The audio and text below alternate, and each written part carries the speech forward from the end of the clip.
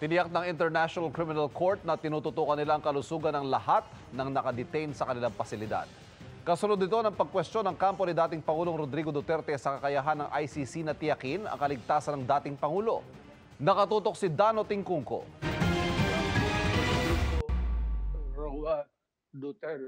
Kahapon, ibinunyag ng anak ni dating Pangulong Rodrigo Duterte na si Vice President Sara Duterte at legal counsel na si Attorney Nicholas Kaufman na nalaman nilang isinailalim ang dating Pangulo sa laboratory test para sa cranial at brain injury matapos daw mawala ng malay.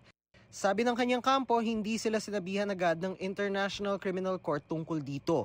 Kaya kinukwestiyon nila ang kakayahan ng ICC na tiyakin ang kaligtasan ng dating Pangulo.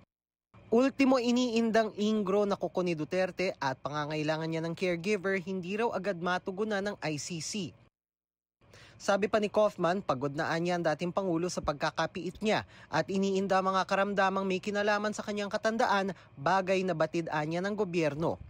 Panawagan ng bise sa ICC, itama ang anyay gross injustice sa ama. Sa pahayag na ipinadala sa GMA Integrated News, tumanggi ang tagapagsalita ng ICC na magkomento sa pribadong sitwasyon ng kanilang detainee bilang paggalang sa right to privacy.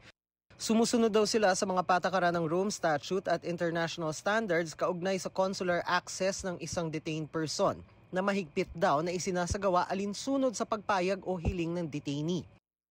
Tinututukan daw ng ICC ang physical at psychological well-being ng lahat ng detainee. Sabi ng DFA, professional, non-intrusive at respectful ang naging pagdalaw sa dating Pangulo ng career consular officials ng Embahada sa Netherlands at hindi ng sinasabing agents ng pamahalaan.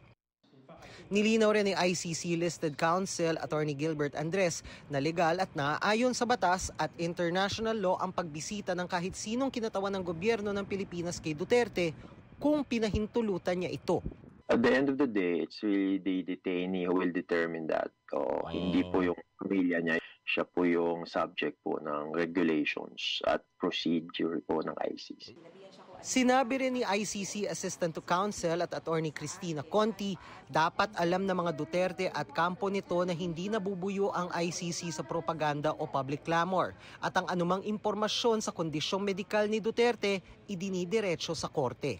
I'm cautioning them against possible repercussions in the ICC case.